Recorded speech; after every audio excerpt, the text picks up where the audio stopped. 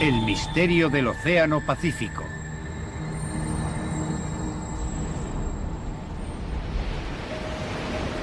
...8 de septiembre de 1980... ...el enorme carguero Derbyshire... ...con 150.000 toneladas de mineral de hierro a bordo... ...se encuentra a 370 kilómetros de la costa este de Okinawa. El Derbyshire es un buque gigantesco... ...que mide más de 3 campos de fútbol de eslora... ...el doble del Titanic... ...y tiene solo 4 años. De proa a popa... ...su diseño es de lo más moderno que existe... Cualquiera se sentiría totalmente a salvo navegando en él. Pero algunos, como el marinero de primera Peter Lambert, no. Cuando venía a casa de permiso hablaba del barco en el que había estado, de la gente que había conocido, los marineros, los amigos que había hecho. Y siempre nos escribía. Pero este viaje no le gustaba, había algo raro. Mucha gente dijo lo mismo. Aunque a disgusto, Peter se enroló para un viaje más con la idea de ganar dinero suficiente para casarse. Tenía 19 años. Pero su boda nunca se celebraría. El 9 de septiembre, el Derbyshire desaparecería con toda su tripulación.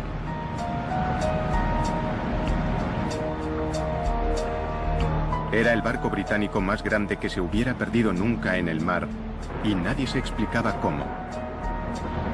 ¿Cómo podía este barco gigante, tripulado por marineros experimentados, desvanecerse sin más, sin haber hecho una llamada de socorro y sin dejar rastro?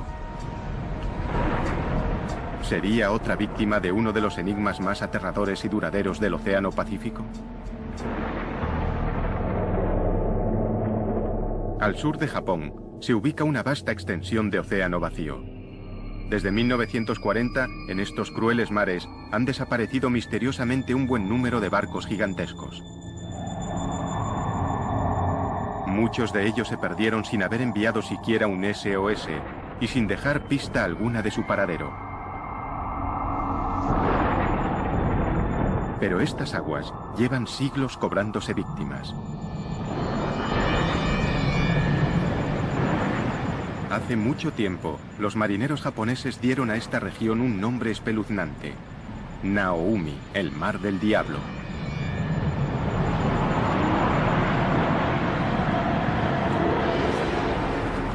Las leyendas japonesas hablaban de fuerzas desconocidas que vencían a los buques más fuertes, y de grandes monstruos marinos que arrastraban a sus marineros a la muerte.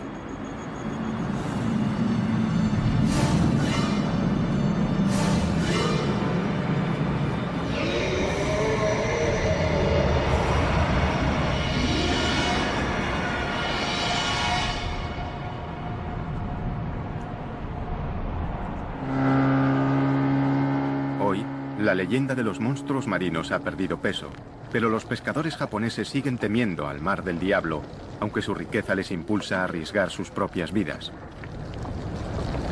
El mar del diablo es un mar de abundancia, siempre hemos pescado allí. Pero aunque hay muchísimos peces, el precio por capturarlos a veces es muy alto. Este mar es distinto, las olas cambian rápidamente y de modo impredecible. Por eso, si te relajas a bordo de un barco, puedes tener problemas. Intrigados por los continuos informes sobre desapariciones misteriosas, los investigadores han buscado patrones que pudieran resolver el enigma del mar del diablo. Y algunos dicen que al trasladarlas a un mapa, las recientes desapariciones forman un triángulo de muerte, pero eso es solo el principio. El Triángulo del Mar del Diablo se encuentra en la misma latitud que otro famoso trecho de océano situado al otro lado del mundo, el Triángulo de las Bermudas. ¿Podría ser algo más que una coincidencia? ¿Podría ser el Mar del Diablo otro Triángulo de las Bermudas? ¿O incluso más mortal que el propio Triángulo de las Bermudas? Hay quien cree que podría serlo. El profesor Junichi Yaoi, escritor y experto en fenómenos paranormales, tiene una polémica teoría sobre por qué han desaparecido tantos barcos en el Mar del Diablo. Hay muchas respuestas posibles para estos hechos. Algunos buques se hundieron debido al estado del mar. porque esos incidentes ocurrieron en mares que podrían estar encrespados o a causa de las tormentas. Sin embargo, si hubieran desaparecido sin más, yo diría que podrían haber ido a otra dimensión. Podría haber una entrada a otra dimensión en esta zona. La mayoría de los científicos rechazan las teorías del profesor Yaoi por considerarlas ciencia ficción, pero en el Mar del Diablo siguen desapareciendo barcos.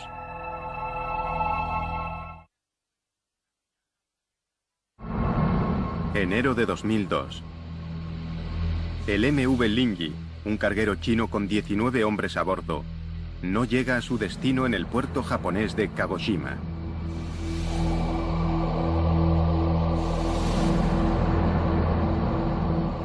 Pasan los meses, y las autoridades son incapaces de explicar qué le ha pasado al Linji.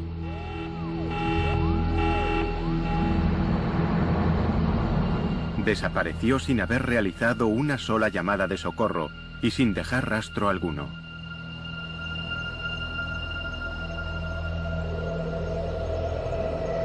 El profesor Yaoi tiene su propia teoría sobre lo que pudo haber ocurrido.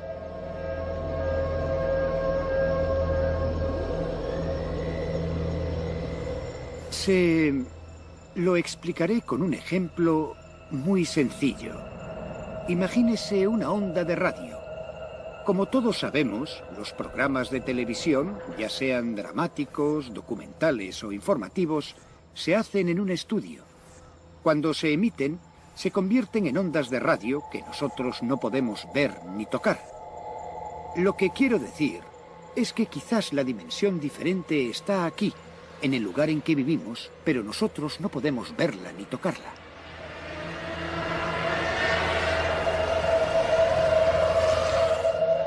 Aunque hay quien ve en la teoría del profesor Yaoi una manera sencilla de explicar lo inexplicable, los expertos marítimos son escépticos. Yo soy escéptico, probablemente muy escéptico ante cosas de este tipo. David Mearns es un buscador de naufragios con un historial impresionante de localización de buques perdidos y una actitud pragmática ante lo paranormal. La gente me contrata para que encuentre respuestas desde el punto de vista científico y técnico. Por eso, si de pronto dijera... no puedo explicarlo. Debe de ser por el Triángulo de las Bermudas o por el Triángulo del Pacífico. No creo que volviera a tener nunca alguna credibilidad. En 1994, David y su equipo acometieron uno de sus mayores retos hasta la fecha: resolver el misterio del buque perdido Derbyshire. Sería una misión muy exigente incluso para un experto como él. Esta vez se enfrentaba a un enemigo formidable, tal vez el más duro de su carrera, al Mar del Diablo.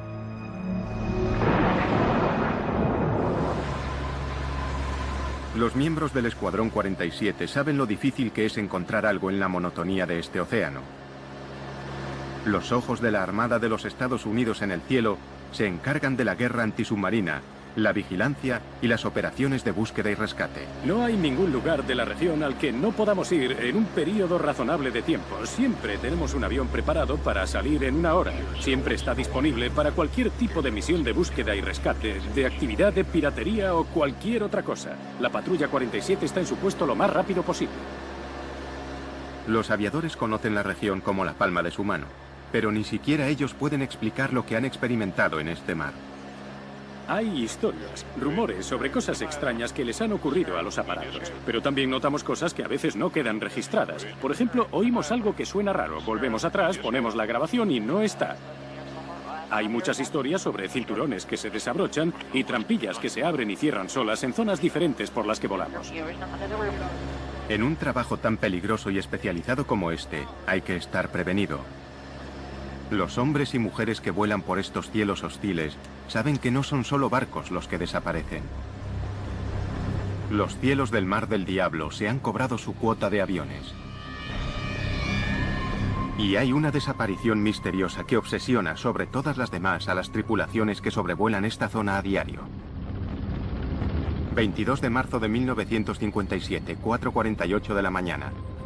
Un avión de transporte Stratofighter C-97 de las Fuerzas Aéreas de los Estados Unidos despega de la isla Wake hacia el Aeropuerto Internacional de Tokio con 67 militares a bordo.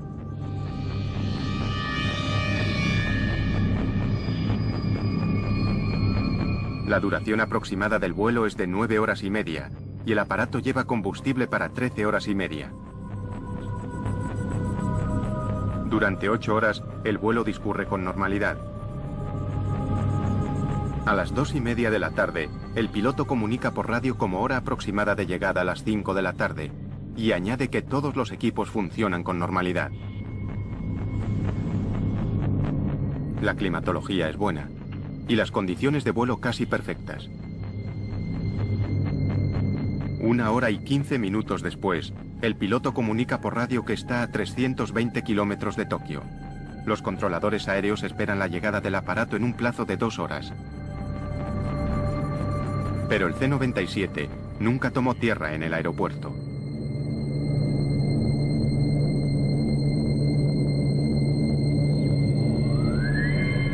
Los equipos de vigilancia y rescate peinaron miles de kilómetros cuadrados de océano, reconstruyendo el recorrido del aparato. No encontraron nada. El gigantesco avión de transporte había desaparecido. Algo dentro o sobre el Mar del Diablo tenía poder suficiente para eliminar al enorme aparato sin dejar rastro. ¿Qué pudo haberle ocurrido a este formidable avión, fabricado para el combate y en condiciones perfectas para el vuelo? A día de hoy, nadie lo sabe. Sigue siendo un misterio y un peligro que los hombres y mujeres del ejército deben aceptar en el cumplimiento del deber.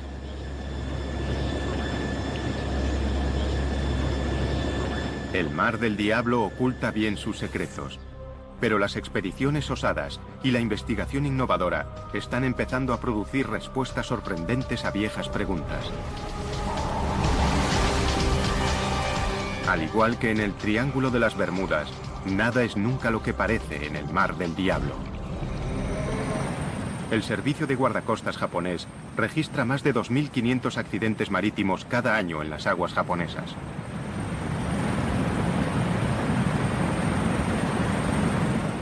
Estas aguas mortales son inmensas e implacables.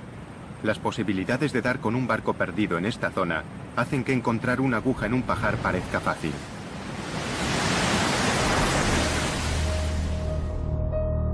Por eso, 14 años después de que el buque gigante Derbyshire desapareciera sin dejar rastro en el Mar del Diablo, casi todos creían que nunca sería encontrado. El informe oficial culpó a las fuerzas de la naturaleza y el caso se cerró. Pero las familias de la tripulación del Derbyshire no iban a permitir que el suceso se olvidara. Querían respuestas. Lo único que queríamos eran pruebas que demostraran exactamente qué le había ocurrido al barco y por qué 44 personas habían muerto. La única manera de que se reabriera la investigación era que tuviéramos nuevas pruebas y estas se hallaban en el Derbyshire. Y todo el mundo estaba seguro, en la industria mercante, de que nunca encontraríamos ese barco. Pero las familias se negaron a rendirse.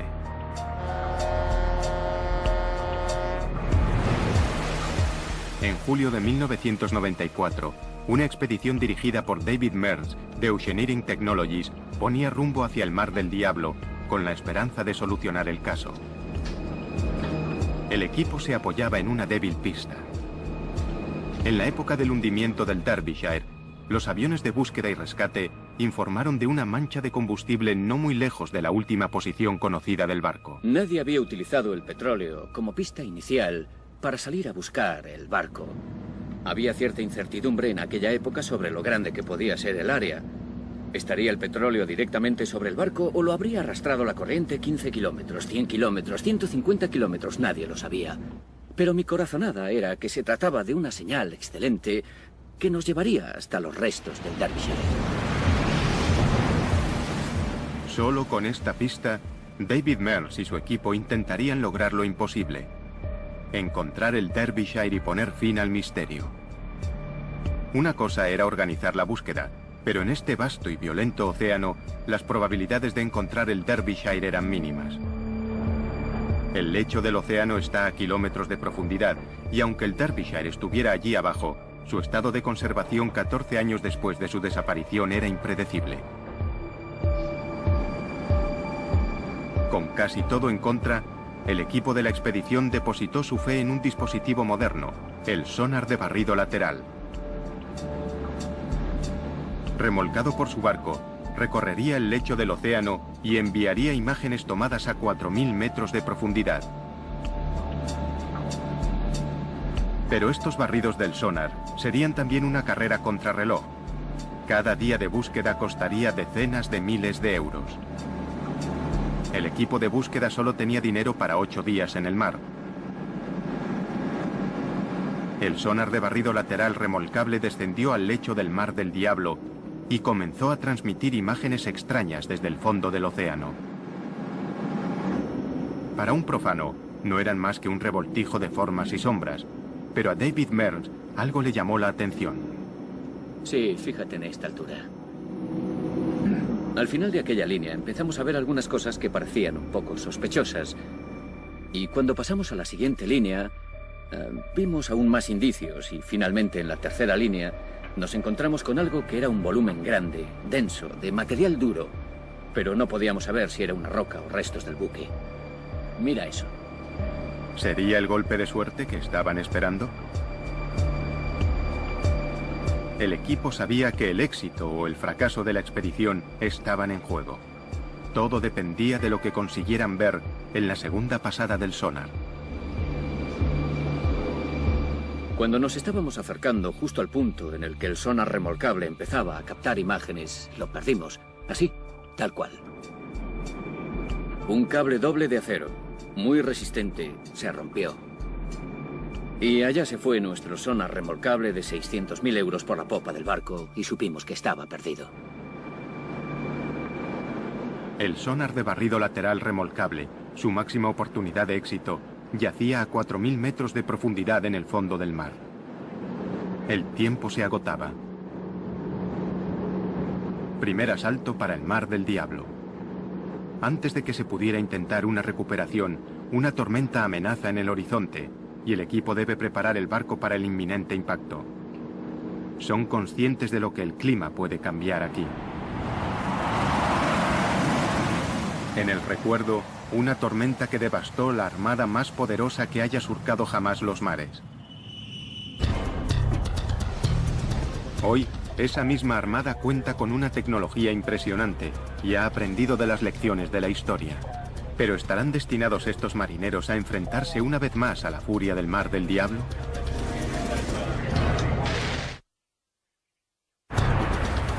Al final de la Segunda Guerra Mundial, la séptima flota de los Estados Unidos estableció su base en Japón y desde entonces ha dominado el Pacífico.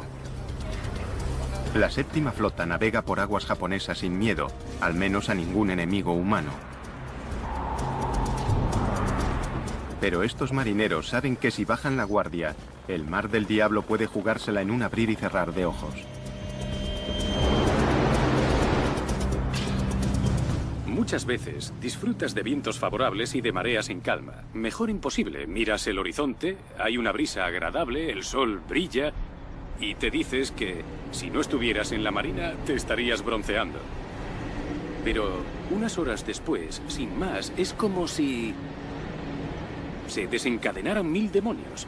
Así que nunca sabes qué va a pasar. Para sobrevivir en el Mar del Diablo, hay que estar preparados para lo que sea. En esta peligrosa región, lo más importante no son los pilotos de los cazas, sino un puñado de meteorólogos que escudriñan el mar y el cielo en busca de alguna señal de problemas. Estos hombres no contemplan el equivocarse. El más mínimo error podría ponerles en la senda del peligro, y sobre sus buques caería el clima más mortífero que pueda generar el planeta. Parece increíble que estos poderosos buques de guerra, construidos para repeler a los peores enemigos, puedan ser tan vulnerables a los embates de la naturaleza. Pero el Mar del Diablo ya ha demostrado lo que puede hacerles. Es una tragedia que aún atormenta a la Armada. Diciembre de 1944. La Segunda Guerra Mundial ruge en el Pacífico. Los escuadrones suicidas de los kamikazes japoneses son el enemigo más temido. Pero el terror que inspiran está a punto de ser superado. El Destacamento 38, un grupo de buques de combate de la Armada de los Estados Unidos, bombardea las posiciones japonesas en Filipinas, preparando el camino para el desembarco de MacArthur en la playa.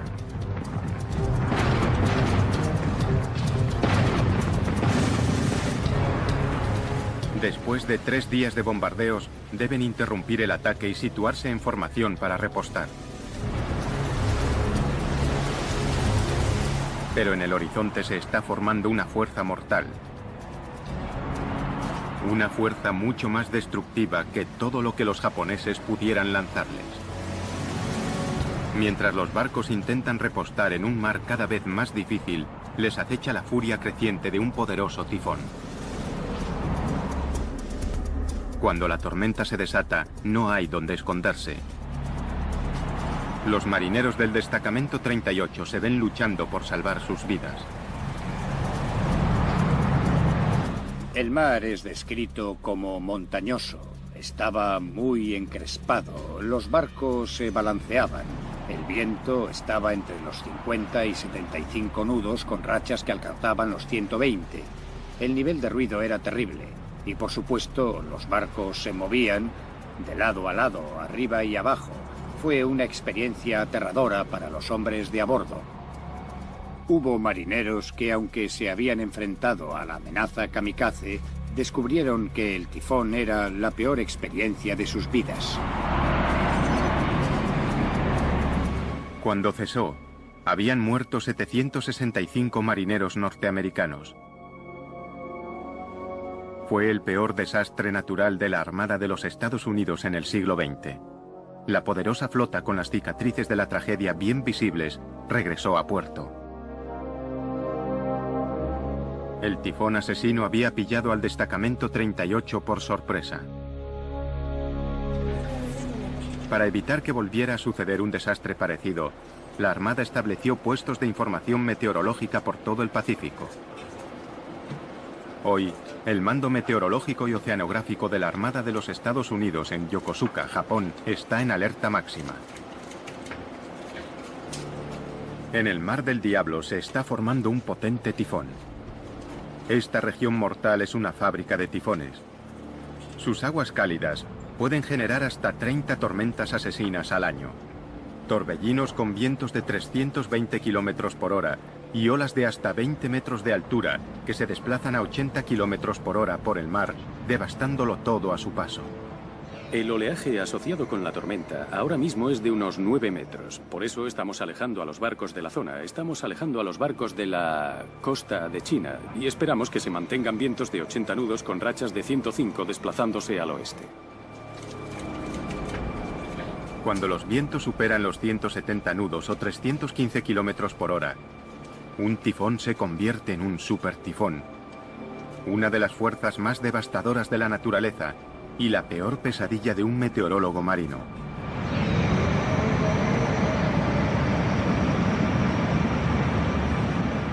En un supertifón puede haber olas que superen bien los 10 metros y mucho mayores de lo que querrías encontrarte con un barco. Capaces de hundir barcos, hacerlos encallar, destruir instalaciones portuarias y casas en las islas y devastar absolutamente todo lo que se encuentran. Un viento de 170 nudos derrumbaría muros de hormigón y estructuras permanentes. La labor de un meteorólogo naval consiste en asegurarse de que si un monstruo meteorológico como este agita los mares, no se encuentre nunca con un buque de la Armada de los Estados Unidos. Si están lo suficientemente cerca de tierra, pueden capear el temporal en la seguridad relativa de un puerto, pero los buques que están muy lejos de la costa no tienen otra opción que afrontar la tormenta. Muchos de los barcos perdidos en el Mar del Diablo han desaparecido durante los peores meses de invierno, cuando las tormentas son más frecuentes y mortales. Pero estos son buques gigantes, pensados para resistir las peores condiciones. Un tifón solo no podría hundirlos. Cuando el gigantesco carguero Derbyshire puso rumbo hacia el Mar del Diablo, era septiembre de 1980, la peor época en la estación de los tifones. A las 10:19 de la mañana del 9 de septiembre, el capitán informó de que el Derbyshire estaba luchando contra vientos de 110 kilómetros por hora y olas de 10 metros.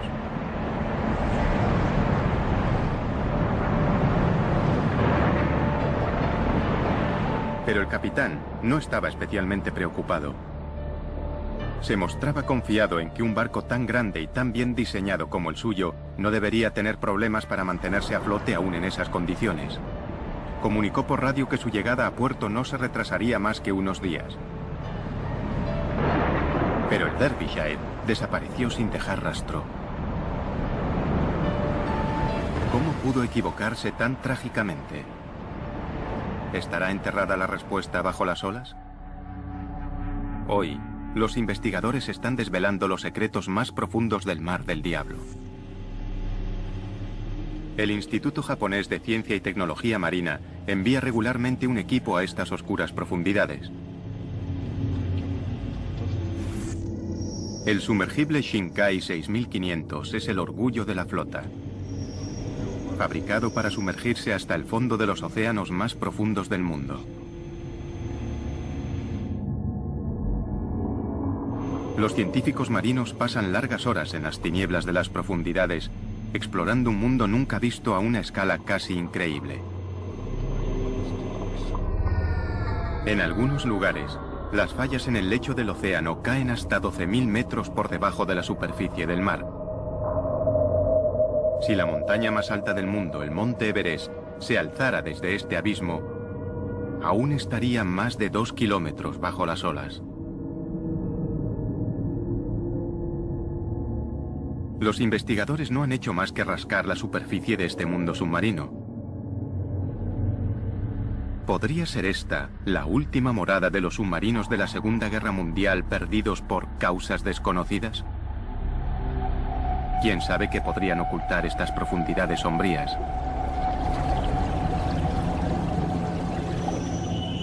Se ha sugerido incluso la existencia de una fuerza extraterrestre que acecha bajo el Mar del Diablo. El informe de la investigación de un científico ruso fue ampliamente difundido en la prensa paranormal. El 18 de agosto de 1980, el buque soviético Vladimir Boberov regresaba de una misión de rescate en la costa japonesa. El jefe de la expedición, profesor Platonov, declaró que estaba de guardia cuando, de repente, un objeto no identificado salió del mar y rodeó el barco. Según el profesor, era de forma cilíndrica y pasó a toda velocidad emitiendo una luz azul cegadora.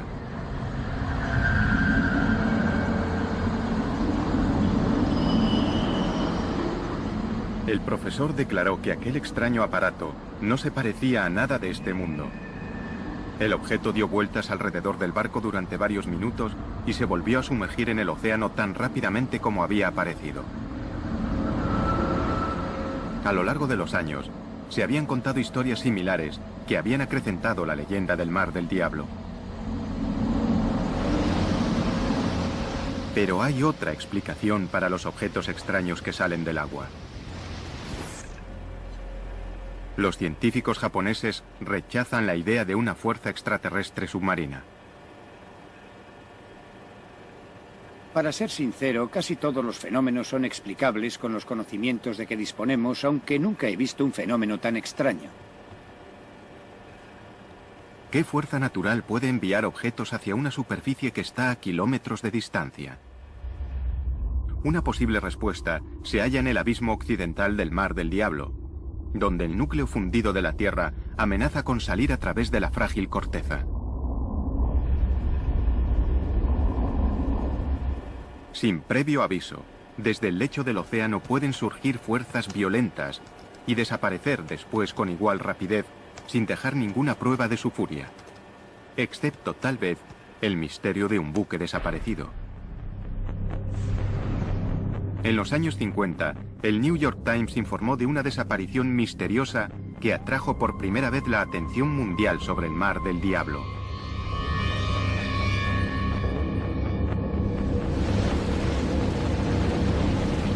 23 de septiembre de 1952. El Kayumaru 5, un buque de investigación de los guardacostas japoneses con 31 personas a bordo, se dirige hacia el arrecife Myojin, en el Mar del Diablo, para estudiar una extraña actividad submarina. Dada la buena marcha que llevan, la tripulación espera llegar al arrecife en menos de un día. Pero después de 3 días de silencio de radio, las autoridades declaran el buque desaparecido.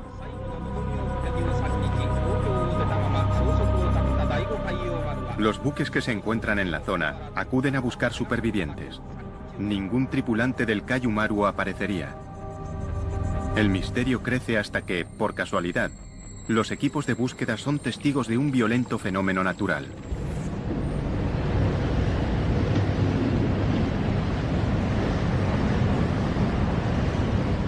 Si la erupción hubiera ocurrido súbitamente bajo el Kayumaru, el buque se habría hundido de inmediato, sin tiempo siquiera para emitir una señal de socorro.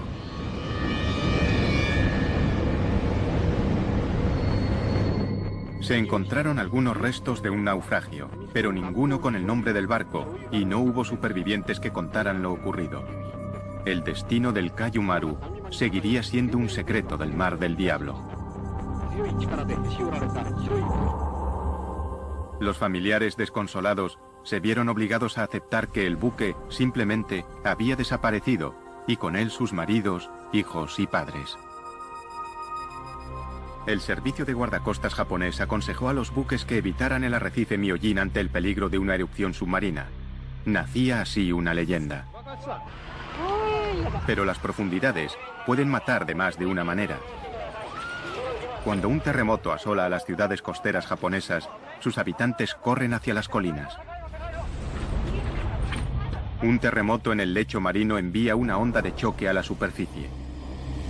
Entonces, se desplaza una masa de agua que se mueve rápidamente a través del océano. Esta fuerza irresistible es el tsunami, la más mortífera de las olas.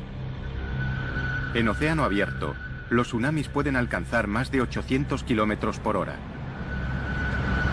Cualquiera que se encuentre en su camino, en tierra o en un puerto, no tiene ninguna posibilidad. De pequeño, Takeo Suzuki fue uno de los pocos afortunados que sobrevivieron cuando un tsunami aniquiló su aldea. Fue realmente terrible. A las 12 en punto se produjo el terremoto. Unos minutos después llegó el tsunami. La gente intentó huir. Los que murieron no estaban muy lejos de nosotros, pero por desgracia murieron.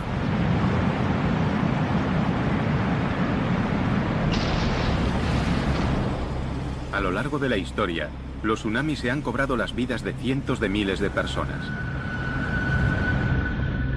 Hoy, los tsunamis siguen causando estragos en la costa japonesa.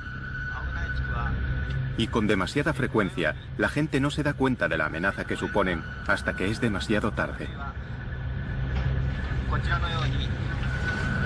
Nadie conoce mejor la impresionante fuerza de un tsunami que Chip McCready, del Centro de Advertencia de Tsunamis del Pacífico. Un tsunami incluso de 3 metros es muy devastador, porque el nivel del mar se eleva a 3 metros y se queda a esa altura durante 5 minutos, 10 minutos, 15 minutos, y durante ese periodo de tiempo llega mucha agua a la orilla y a gran velocidad. Esto no solo produce inundaciones, sino que la fuerza del agua derriba cosas y arrastra escombros que a su vez se convierten en arietes.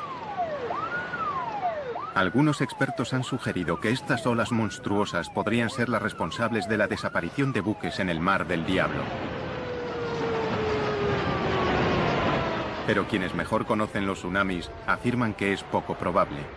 Un tsunami muy destructivo solo alcanzaría 1 metro o menos de altura en mar abierto. Y como estas olas son muy anchas, el tiempo que la ola necesita para levantarse y después volver a bajar es muy largo.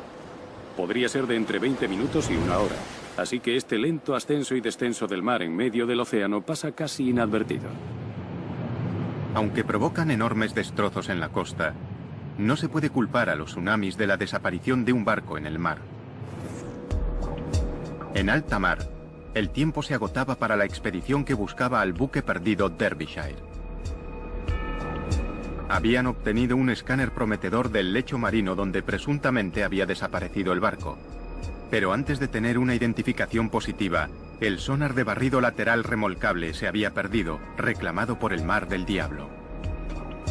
Ahora la tormenta amainaba y la misión podía continuar. Intentarían recuperar el sonar de barrido lateral e identificar el objetivo. ¿Pero estarían preparados para lo que encontrarían a 4.000 metros de profundidad?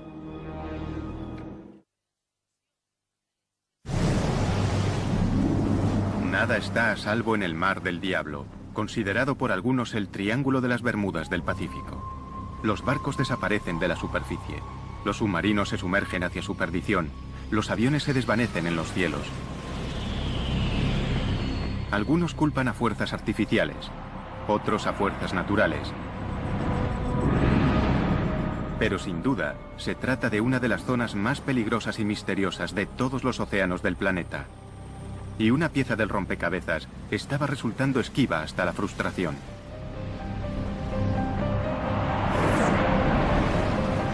El Mar del Diablo había desbaratado un intento de resolver el misterio del Derbyshire. El equipo de la expedición había perdido su sonar de barrido lateral remolcable justo cuando empezaba a transmitir imágenes de una formación sospechosa en el fondo del océano. Ahora tendrían que organizar una misión de rescate, intentar recuperar el sonar remolcable e identificar el objetivo que se encontraba en el fondo. El equipo preparó su vehículo manejado a distancia, el ROV. Esta misión le exigiría el máximo. ¿Soportaría el armazón de titanio del ROV las presiones aplastantes que podría encontrar en su descenso? Unos finos cables eran lo único que mantenía unido este sumergible de tecnología punta al buque. Si algo salía mal a 4.000 metros de profundidad, desde la superficie no se podría hacer nada. La tensión era tremenda. Teníamos un elemento del equipo carísimo sumergido en el lecho del océano. Había un naufragio que era el que buscábamos. Pero si no obteníamos una imagen que lo demostrara, nadie nos creería. Y volver, sin haber conseguido nada, era fracasar en todos los frentes. Recuperamos el sonar remolcable. Y recuperar una sonda de 1 tonelada y subirla a cubierta fue algo técnicamente muy difícil de conseguir. Después teníamos que sumergirnos y nos quedaban 6 horas antes de tener que levar anclas y marcharnos del lugar. La ansiedad a bordo crecía a medida que llegaban de las tinieblas oscuras imágenes nunca vistas. El ROV captó un rastro de reluciente mineral de hierro, la carga que el Derbyshire transportaba cuando desapareció.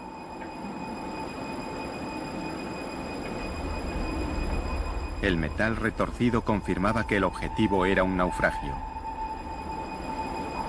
Y entonces, el momento que todos esperaban.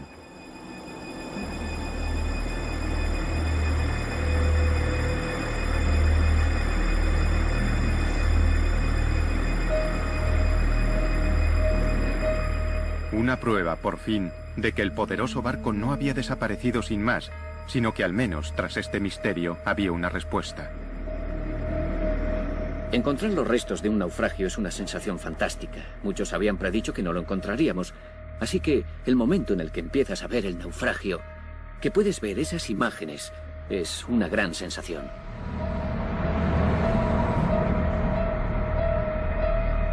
Para Paul Lambert, de la Asociación de Familiares del Derbyshire, la noticia supuso un alivio y una repentina y demoledora sensación de pérdida. Muchas familias, en el fondo, no habían aceptado que el Derbyshire se había hundido. Porque hay un montón de islas desiertas en la zona y algunos familiares creían que sus maridos o sus hijos estarían en una isla desierta. Recordamos a aquellos que perdieron la vida en el mar, navegando en el buque mercante Derbyshire. Cuando el barco apareció, les arrebatamos esa idea. Y hubo muchas emociones enfrentadas. La realidad, de repente, de que tu ser querido no va a volver a casa. Aunque hayan pasado 14 años desde que se hundiera el barco, aún se aferraban a eso. Jeffrey Victor Underhill. Tras 14 dolorosos años, las familias de los desaparecidos tenían las respuestas que habían estado buscando. Raymond William Taylor. Peter Lambert. Nigel Coates. Contra todos los pronósticos y ante el desconcierto de los críticos, David Mills y su equipo habían conseguido lo imposible.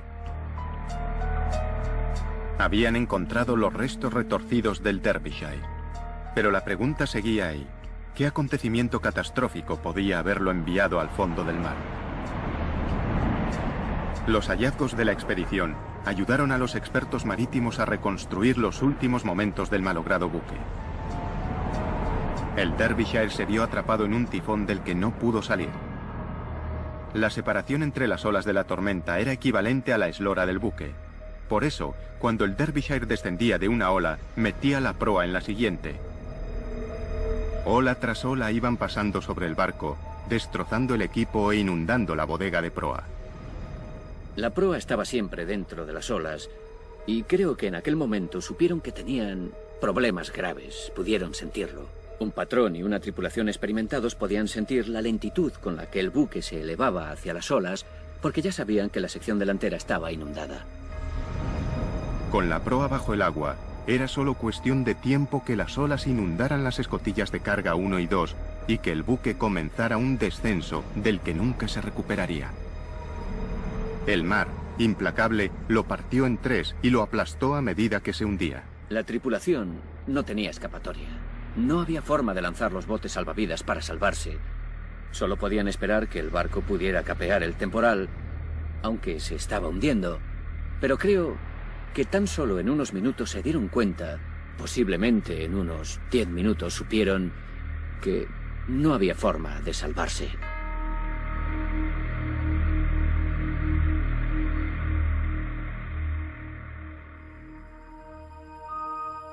El último acto de la expedición consiste en colocar una placa conmemorativa en la cubierta de proa del Derbyshire, con una oración por las vidas perdidas. Trágicamente, el Derbyshire no fue el único barco que se perdió de esta manera.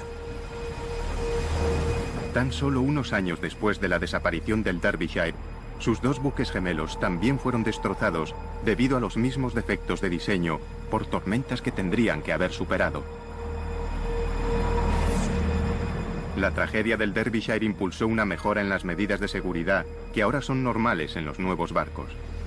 Pero muchos viejos buques adolecen de los mismos defectos que causaron el final del Derbyshire.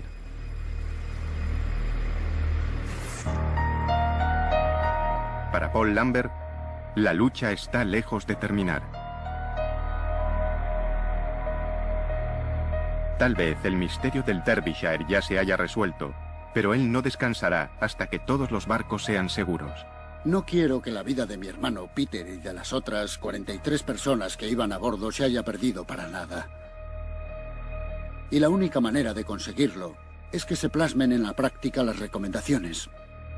Quiero que la gente recuerde al Derbyshire y a las víctimas del naufragio.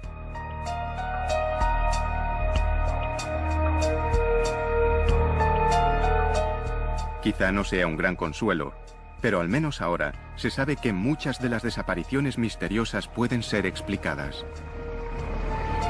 Y cada misterio resuelto aumenta las posibilidades de los miles de marineros que se aventuran cada día en el mar del diablo.